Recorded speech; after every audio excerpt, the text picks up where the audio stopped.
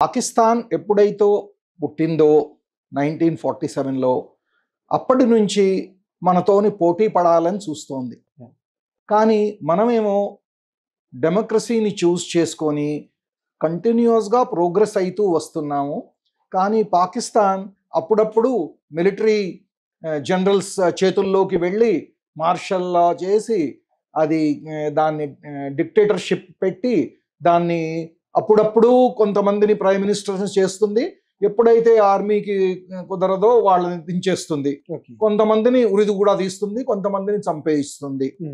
అటువంటి పాకిస్తాన్ మనతోని యుద్ధంలో సరి సమానంగా లేదు. ఎందుకంటే 1971లో మనతోని యుద్ధానికి దిగినప్పుడు మనం ఆ దేశాన్ని 2 ముక్కలుగా చీల్చేసి ఇది బంగ్లాదేశ్ పుట్టించాం.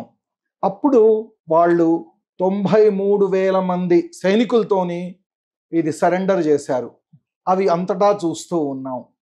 అప్పటి నుంచి వాళ్ళకి మన మీద పగ, కక్ష.